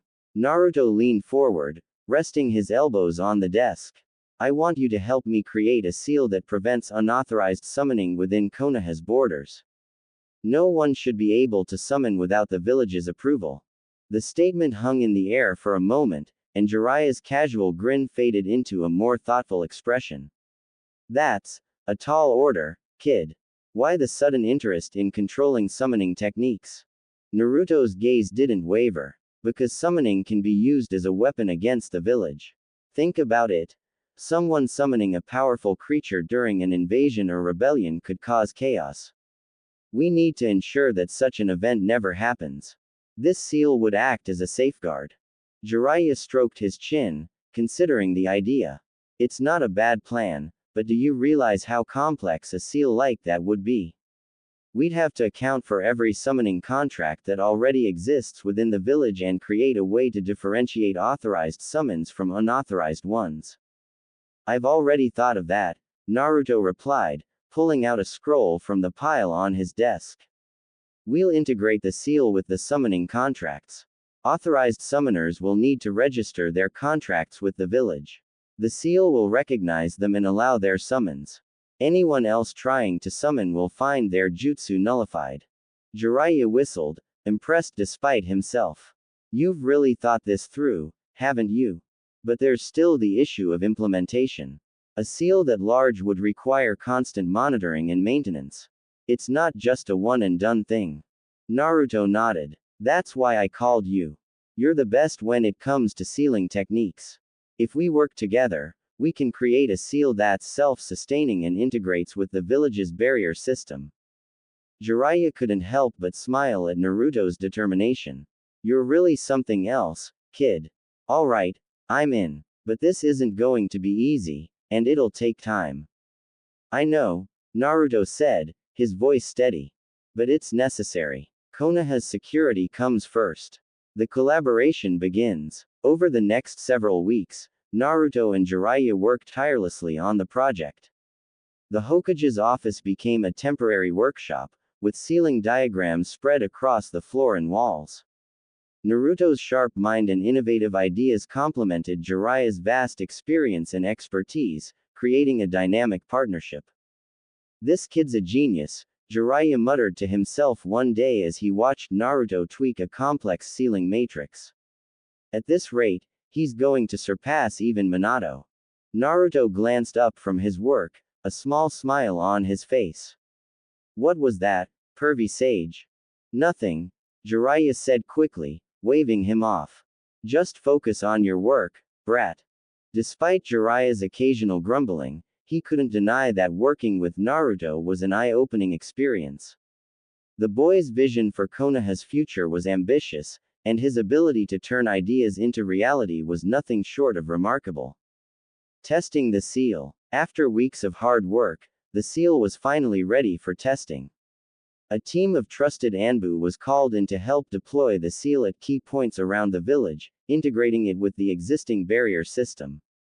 Naruto and Jiraiya stood at the Hokage monument, overlooking the village as the seal was activated for the first time. A faint blue glow spread across Konoha, signaling that the seal was in place. "Now comes the real test," Jiraiya said, summoning a small toad. When he attempted to dispel it, the seal allowed the action to proceed, recognizing him as an authorized summoner. Naruto nodded, satisfied. "Good. Now let's try an unauthorized summoning." Jiraiya handed a summoning scroll to an Anbu who had no contract. When the Anbu attempted the jutsu, the seal activated, and the summoning failed. It works, Jiraiya said, a note of pride in his voice. You've done it, kid. No, Naruto corrected. We've done it. The aftermath. With the seal in place, Konoha's security was significantly bolstered. Summoning within the village was now tightly controlled, reducing the risk of sabotage or invasion. The system also provided a new layer of accountability, ensuring that all summoners were registered and monitored. Naruto sat back in his chair, a rare moment of satisfaction washing over him. One more step toward making Konoha stronger. Jiraiya chuckled, clapping him on the shoulder. You're doing good work, Naruto. Your dad would be proud. Naruto looked up at him, his expression serious. Thanks, Jiraiya, but we're just getting started. Kabuto Yakushi stood in the dimly lit corner of the Konoha hospital storeroom, his glasses catching the faint glow of the overhead lamp. His hands moved swiftly to prepare a summoning seal. For months, he had been carefully gathering intel on Konoha's inner workings to send to Orochimaru, his true master. Tonight, he intended to summon a small snake to deliver vital information. Simple as always, Kabuto muttered to himself, his lips curling into a sly smile. He placed his hand on the summoning seal and channeled his chakra. Nothing happened. Kabuto frowned, adjusting his glasses. He tried again, adding more chakra to the seal. The result was the same: no summoning, no snake, just a faint pulse of resistance. What the? He muttered, his voice tinged with frustration. He knew his summoning technique was flawless, and yet the jutsu failed. Before he could investigate further, he sensed the faint presence of someone behind him. Kabuto turned, his usual calm demeanor intact, only to find a masked Anbu operative watching him silently. Can I help you? Kabuto asked, feigning ignorance as his mind raced. The Anbu didn't answer immediately. Instead, they stepped closer, their imposing presence filling the small room. What are you doing, Kabuto Yakushi? Kabuto adjusted his glasses, his expression neutral. Just organizing medical supplies. Is there a problem? The ANBU's silence spoke volumes, and Kabuto's mind worked quickly to analyze the situation. Something had changed in Konoha. He didn't know what, but the failed summoning and the sudden Anbu surveillance were clear signs. Don't wander too far from your duties, the Anbu finally said, their tone low and laced with warning. We're keeping an eye on you. Kabuto gave a polite nod, though his mind was already scheming. Of course. I'll get back to my work. As the Anbu disappeared into the shadows, Kabuto's calm facade faltered. His summoning jutsu was blocked, and the ANBU's behavior suggested they were specifically watching him. The Hokage's web. In the Hokage Tower, Naruto sat at his desk, reviewing reports from the Anbu monitoring potential spies within the village. The report on Kabuto Yakushi caught his attention. He tried to summon snakes. Dragon, the Anbu head, reported. The seal you and Jiraiya developed worked perfectly. The jutsu failed, and our operative intercepted him. Naruto smirked, leaning back in his chair. Good. Keep watching him. Kabuto is a key piece in Orochimaru's network. I want him monitored closely but not caught just yet. Let him squirm and waste his time. Dragon nodded. Understood, Hokage-sama. Naruto's mind worked quickly, thinking of how to use Kabuto to his advantage. He knew Kabuto was a skilled manipulator and spy, but with the summoning seal in place and Anbu surveillance, Kabuto's ability to operate within Konoha was severely limited. Kabuto's realization. Kabuto returned to his small apartment in Konoha, his mind racing. He sat at his desk, scribbling notes in a coded journal. A new Hokage, he whispered to himself, piecing together the clues. The summoning seal was advanced, something Orochimaru would have detected if it had existed before. The ANBU's heightened activity also suggested a shift in leadership. He leaned back, a rare moment of uncertainty crossing his face. If the Hokage has changed, why hasn't Orochimaru warned me? And who could it be? Hiruzen. No, this feels different. Kabuto adjusted his glasses and smirked. Well, whoever it is, they've made their move. Now it's my turn. Little did he know, every move he made was being watched, and the web Naruto had spun around him was tightening with each passing day. Naruto sat in the Hokage's office, the sun filtering through the windows as he reviewed reports from the hospital. Kabuto Yakushi was a dangerous variable, someone too skilled and too deeply embedded in Orochimaru's schemes to be left unwatched. While the Anbu surveillance had effectively blocked his summoning attempts, Naruto knew that more proactive measures were necessary.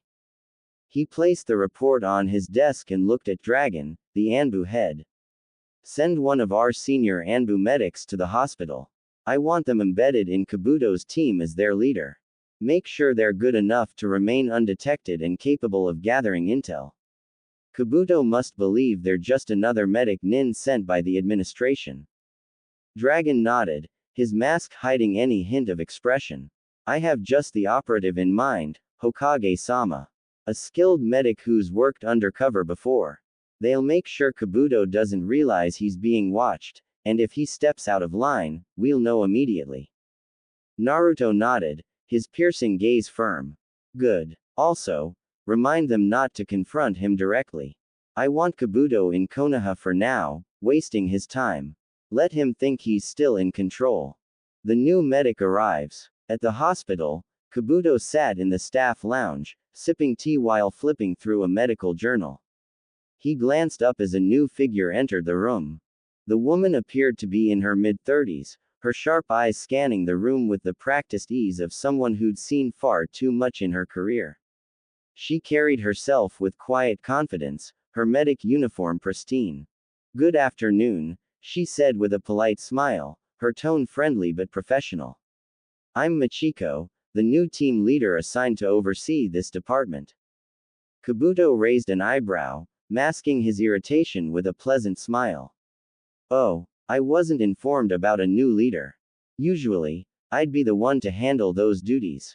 Machiko's smile didn't waver. Orders from the administration. They wanted someone with more experience in this role. I'll be handling overall supervision, but I look forward to working with you, Yakushi-san. Your reputation as a medic is well known. Kabuto nodded, feigning humility. Thank you. I'm sure we'll work well together. As the day went on, Machiko observed Kabuto closely, noting his every move. She made no effort to hide her competence, quickly organizing the team and delegating tasks with precision. Her skills as a medic were undeniable, and Kabuto found himself grudgingly impressed. However, his instincts told him something was off. Why would the administration suddenly assign someone like her here? He resolved to keep an eye on her, just as she was silently keeping an eye on him. The Hokage's chessboard. Later that evening, Dragon returned to Naruto's office with an update. Machiko has successfully integrated into Kabuto's team. He's already showing signs of suspicion, but she's skilled enough to handle him. No red flags yet. Naruto leaned back in his chair, a thoughtful expression on his face. Good. Keep a close watch on both of them. Machiko's job is to observe and subtly disrupt Kabuto's plans, but I don't want her getting caught. Kabuto is clever, and Orochimaru wouldn't keep him around if he weren't valuable. Dragon inclined his head. Understood, Hokage-sama. We'll keep the operation running smoothly. Naruto smirked. Let Kabuto wonder who's really in control. Every step he takes, every move he makes, we'll be watching. Let the spider think he's spinning his web while we tighten ours. Kabuto's doubts grow. In his apartment, Kabuto sat at his desk, scribbling in his journal. The arrival of Machiko unsettled him. She was too capable, too efficient. And while she didn't seem overtly suspicious, Kabuto's instincts screamed that her presence wasn't coincidental. He adjusted his glasses and muttered to himself, "Who are you, Machiko? Just another medic, or something more? And why now?" For the first time in years, Kabuto felt like a pawn instead of a player. Little did he know, every move he made was part of Naruto's carefully orchestrated game. As Shisui leapt silently between trees, he couldn't help but reflect on how drastically his life had changed in the past year. He had been moments away from losing everything: his clan, his honor, his life. Danzo had been ready to take his Sharingan, and the weight of the Uchiha clan's survival had been crushing him. But then Naruto had appeared. The image of the masked figure who had intervened that night was seared into Shisui's memory. He could still feel the surge of relief when Naruto unsealed the special dummy from his scroll, crafting a convincing decoy of Shisui's death. Naruto's words that night had resonated deeply with him: "Your clan's survival is tied to Konoha's future. Help me, and I'll help you protect them." Now, under the young Hokage's leadership, the Uchiha clan not only survived but thrived. The Uchiha were no longer under suspicion or on the brink of destruction. They had become key allies in Naruto's vision for a unified Konoha. Shisui smirked under his mask. Who would have thought a 7-year-old could pull this off? He's more of a Hokage than most adults I've met. Itachi's perspective. Trailing slightly behind Shisui, Itachi scanned the snowy landscape with his Sharingan, ensuring their path was clear. His thoughts, however, were also occupied with Naruto. Itachi had been prepared to sacrifice everything for the village, including his own clan. He had resigned himself to being the villain in history for the greater good. But Naruto had shattered that narrative. The young Hokage had intervened before the massacre could take place, proving that peace didn't have to come at the cost of bloodshed. Naruto had not only saved the Uchiha but had given Itachi and Shisui a chance to serve their clan and their village without sacrificing their principles. Itachi's gaze hardened as he thought about Dodo Kazuhana, their current target. Naruto's vision depends on removing threats like him, Itachi muttered to himself. Shisui turned to glance at him. Something on your mind, Itachi? Itachi shook his head slightly. Just thinking about Naruto. For someone so young, his plans are remarkable. He sees things others don't. Shisui chuckled softly. Remarkable is an understatement. He's playing a game of chess while the rest of us are still figuring out checkers. And he's got the courage to stand against people like Danzo and Hiruzen. I didn't think I'd ever say this, but I trust him. Itachi nodded. So do I. He's given us something I thought was impossible: a chance to save our clan and the village. Dodo Kazuhana's fortress. The two Uchiha stopped at the edge of a cliff overlooking Dodo's heavily fortified castle. It was a grim, towering structure of dark stone, surrounded by rows of patrolling guards. Shisui frowned. He's clearly expecting trouble. It's not going to be easy to get close to him. Itachi activated his Sharingan, scanning the area. We don't need to get too close. Our mission is surveillance, not confrontation. We'll observe his movements, gather intel, and report back to Naruto. Shisui nodded, though his thoughts drifted back to the young Hokage. Naruto really does see the big picture, doesn't he? Sending us here isn't just about Dodo. It's about securing allies and resources for Konoha's future. Itachi smirked faintly. That's Naruto for you. Always thinking 10 steps ahead. Sometimes I wonder how he manages it all. Being Hokage, reforming the village, and still acting like a normal academy student. Shisui laughed quietly. He's anything but normal. But maybe that's what makes him the leader we needed. He saved us, Itachi. He saved our clan. The least we can do is make sure his vision becomes reality. Itachi's gaze lingered on the fortress below. For Naruto, for Konoha, and for our clan, we'll make sure this mission succeeds. Naruto's shadow over their mission. As the two Uchiha settled into their surveillance positions, their thoughts remained on Naruto. His boldness, his intellect, and his unshakable determination to unite the village were unlike anything they had ever seen. For Shisui and Itachi, Naruto wasn't just a leader. He was a savior, a symbol of hope, and the embodiment of the future they were fighting for. And as they watched over the land of snow, they resolved to repay his trust in them, no matter the cost. The hidden truth. The land of snow was as cold as it was beautiful, with endless stretches of white snow under a sky that seemed perpetually overcast. The sharp, biting wind cut through everything, but Naruto was undeterred. At 8 years old, he had already become a formidable force within Konoha, and yet, despite his growing power and influence, he hadn't lost the curiosity and determination that defined his childhood. Today, he was at the set of Yukie Fuzikaze's film, an actress he had long admired and followed after seeing her name in his diary. Her identity had been a mystery for a while, and Naruto had learned many things about her, her struggles, her fears, and her strength. He had always admired how she carried herself, a woman of great resolve despite the hardships she faced. But his mission wasn't just to meet her as a fan. It was to warn her of the growing threat from Dodo Kazuhana, who had finally managed to uncover her location. Naruto blended in with the crew on set, pretending to be one of the many fans who gathered whenever Yukie filmed. He wore casual clothes, but his face still held the unmistakable look of someone destined for greatness. His bright blue eyes had a certain spark that few could ignore, but he kept a low profile, watching from a distance as Yukie prepared for her scenes. The fan encounter. Naruto watched the scene unfold before him, the actors in full costume, and Yukie at the center, her presence commanding the set.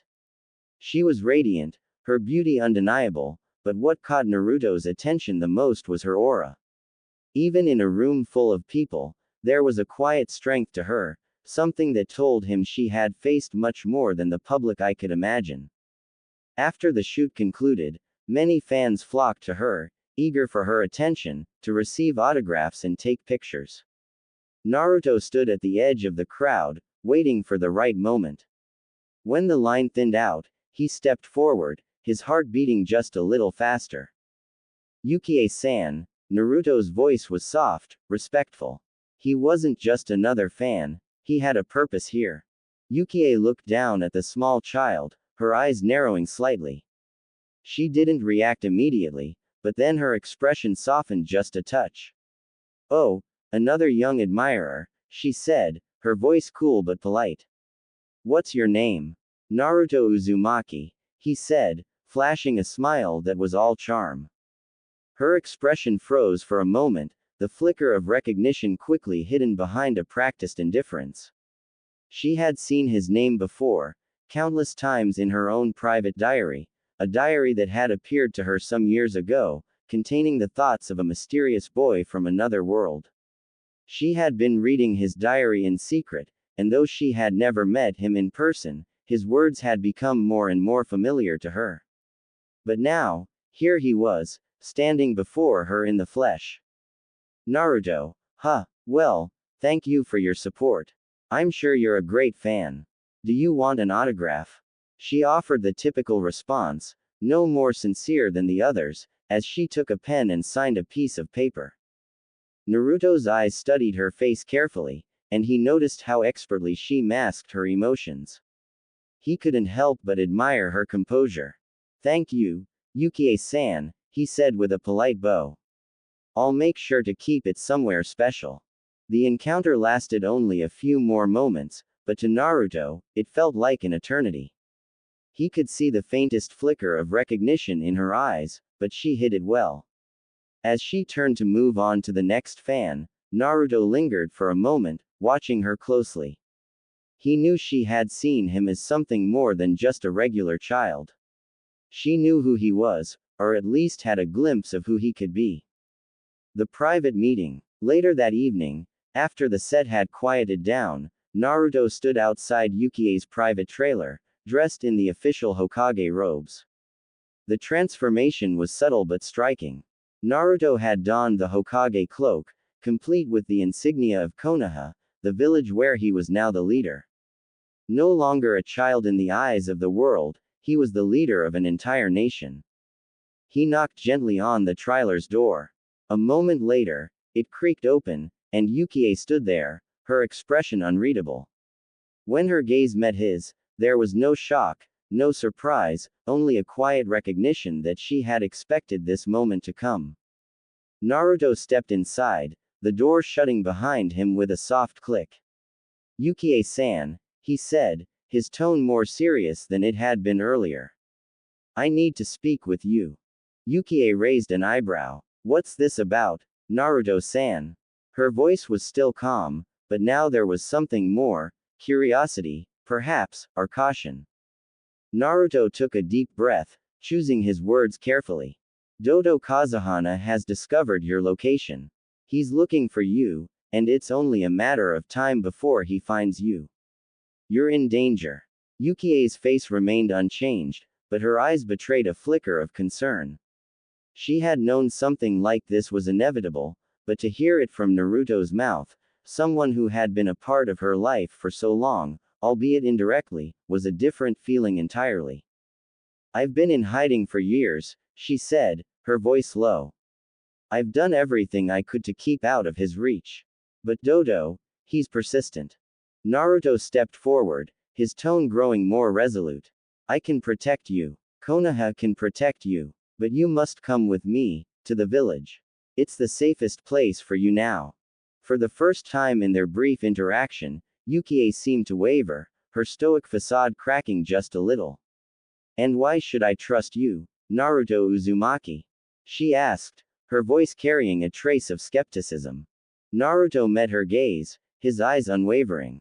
Because I'm the Hokage now. Because Konoha is more than just a village. It's a place where people are safe, where everyone has a chance to live without fear. And I will do whatever it takes to make sure that Dodo Kazuhana doesn't harm you. Yukie studied him for a moment, her sharp eyes analyzing him. It was then that she realized something. In his words, in the quiet confidence he exuded, there was no hesitation, no doubt. The young Hokage before her was not the same boy who had once walked into her life as a fan.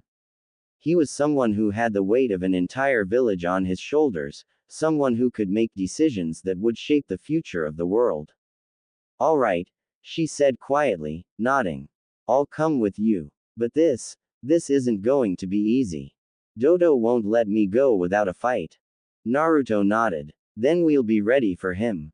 The hidden secret. What Naruto didn't know, however, was that Yukie had known about him for years, ever since the diary had appeared before her.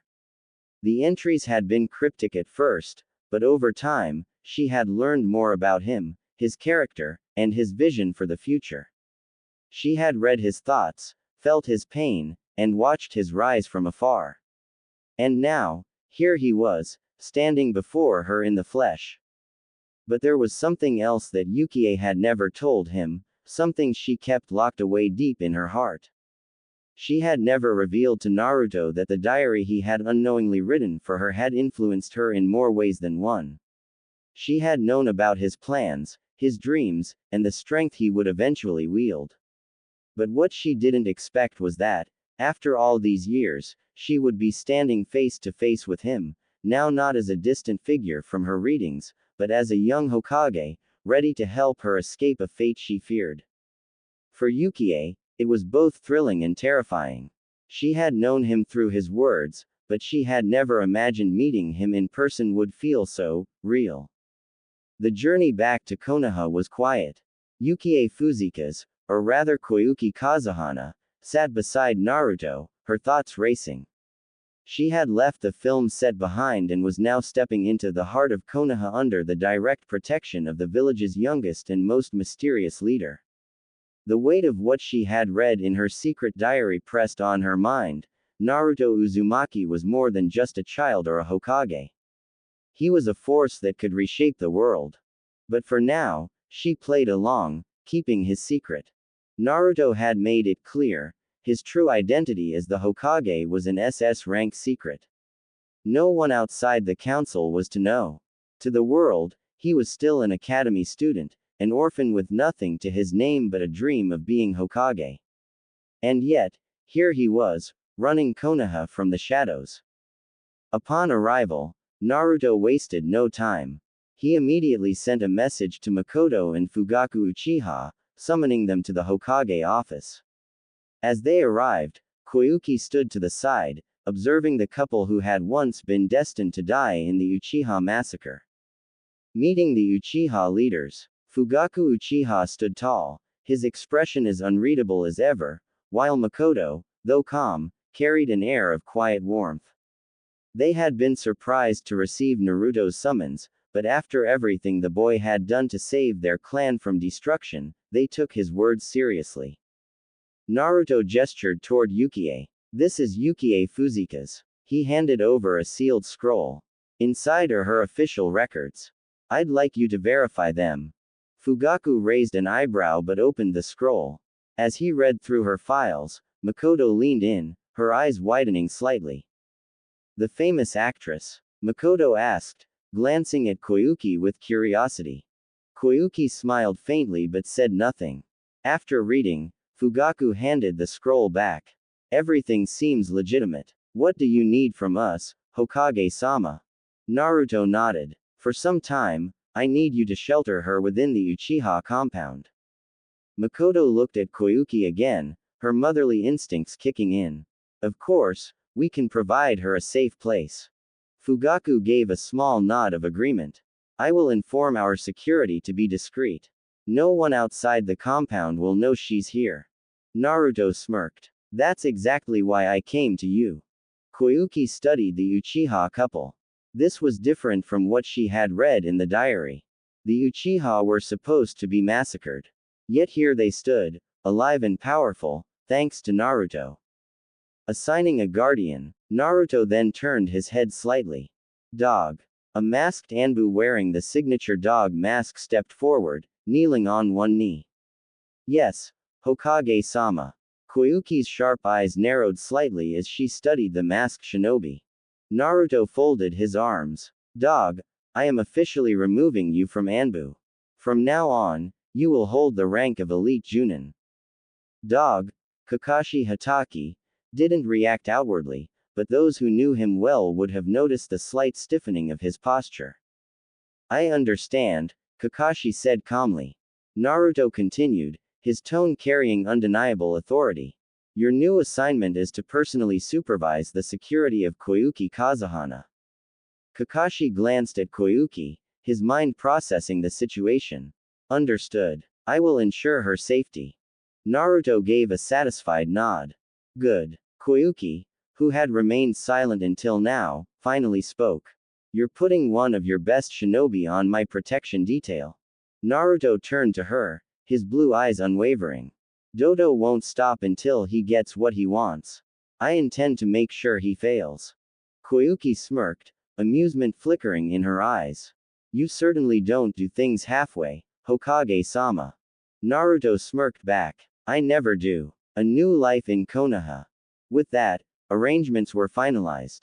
Koyuki would stay within the Uchiha compound, under the watchful eyes of both the clan and Kakashi. Her identity as the princess of the land of snow remained hidden, and she was to continue acting under her Yukie Fuzika's persona until further notice. As she walked out with Makoto and Fugaku, Koyuki couldn't help but glance back at Naruto one last time. He was only 8 years old, yet he carried himself like a ruler. Not a king, she thought, but an emperor in the making. And she couldn't wait to see what he would do next. The strategy for the land of snow. Naruto sat at the head of the council table, his fingers interlocked as he listened to Jiraiya's report. The Toad Sage had just returned from his espionage mission regarding Dodo Kazuhana, and the news was both troubling and enlightening. Jiraiya sighed, rubbing the back of his head. Dodo has a powerful backer, Iwagakure. They've been secretly supplying him with weapons and resources. If we attack directly, we risk escalating tensions with Iwa. Naruto nodded, deep in thought. So, Iwa is involved. That means if Konoha openly moves against Dodo, it could spark another war. A smirk slowly spread across his lips. Then we'll make it look like we had nothing to do with it. Jiraiya raised an eyebrow. What's your plan, kid? Naruto leaned forward. We stage it so that Koyuki is the one reclaiming her throne, not us. We make it seem like she approached Konoha purely as a client, hiring us for protection while she leads a rebellion. That way, even if Iwa discovers our involvement, we can claim we were just completing a mission. No village can fault us for taking a legitimate mission. Hiruzen, who had been sitting quietly, nodded in approval. It's a wise strategy. If we move subtly, Iwa won't have enough justification to retaliate against Konoha. Naruto turned toward Koyuki, who was seated nearby. You'll need to reach out to your old allies in the Land of Snow. Your most important contact is Sandayu Asama, your father's former assistant and loyal retainer. He has been working underground, waiting for a chance to overthrow Dodo. Contact him and let him know it's time. Koyuki had been listening silently, her expression unreadable. Now, she spoke, her voice carrying a new determination. Sandayu has been waiting for this moment for years. He'll be ready. Naruto nodded. Good. Work with him to rally the rebels. Meanwhile, we'll arrange the necessary logistics to support you covertly. Hiruzen stroked his beard, thinking. It would be best if I handled communications with outside forces. As far as the world knows, I am still the Hokage, so I can negotiate on your behalf without raising suspicion. Naruto smirked. Exactly. That's why I need you for this, old man. Hiruzen sighed, but a small smile formed on his lips. Fine, fine. I'll take care of it. Naruto's gaze sharpened. We'll proceed carefully. The official story is simple. Yuki Fuzika's, the famous actress, is hiring Konoha for protection while she attempts to reclaim her rightful throne. We'll ensure that leaks out to the right ears. If Iwa gets involved, we'll deal with them in a way that doesn't bring war to Konoha. Jiraiya chuckled. You've got a devious mind for an 8-year-old kid. Naruto grinned. I have to. The world isn't kind to the naive. With that, the plan was set in motion. Koyuki would contact Sandayu, Hiruzen would handle external communications, and Jiraiya would keep an eye on Iwa's movements. Naruto, as always, would continue pulling the strings from the shadows. As the meeting ended, Koyuki glanced at Naruto, admiration flickering in her gaze. This boy, no, this leader, is going to change the world. Strategizing the downfall of Dodo. Naruto sat behind his desk in the Hokage's office, hands folded as he listened to Itachi and Shisui's report. The two Uchiha had just returned from their surveillance mission in the Land of Snow. Shisui spoke first. Dodo has been manufacturing and distributing chakra armor in exchange for support from Iwagakure. They're supplying him with manpower, weapons, and additional resources. Itachi added, the chakra armor is a serious threat. It enhances the wearer's defense and negates most ninjutsu-based attacks. Conventional shinobi tactics will be ineffective. Naruto leaned back, processing the information. So that's why Iwa is involved. The chakra armor could change the balance of power between villages if it spreads. He glanced at the Anbu commander, Dragon, and then at Shikaku Nara and Jiraiya, who had joined this strategy meeting. We'll need a specialized plan, Naruto said. A direct assault isn't an option. Iwa is waiting for an excuse to escalate things. We have to eliminate Dodo without it looking like Konoha was involved. Shikaku rubbed his chin. Then guerrilla warfare is the best option. We strike fast, eliminate key targets, and disappear before they can react. We should weaken Dodo's forces bit by bit. Jiraiya nodded. We could sabotage their supply lines. Cut them off from Iwa's support.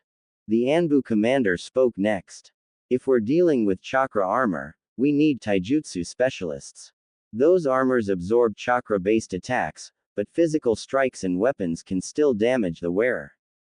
Naruto smirked. Then we'll send fighters skilled in pure taijutsu and weaponry. I'll assign some of our best Anbu alongside samurai-style combatants. Shikaku added, we should also spread misinformation. Make it seem like an internal rebellion is growing in the Land of Snow. If Dodo is distracted by internal conflict, it'll be easier to take him out. Naruto's mind was already calculating the next steps. We'll use Koyuki as the rallying symbol for the rebellion. We'll also leak false intelligence that suggests another faction, maybe Kiri, has an interest in the land of snow. That should keep Iwa hesitant about committing too many resources. Jiraiya grinned. You've got a devious mind, brat. I like it. Naruto stood. Then it's decided. We'll use guerrilla tactics, sabotage, and misinformation. Dodo won't even see his downfall coming. With the plan set, the meeting concluded. The preparations for war in the shadows had begun.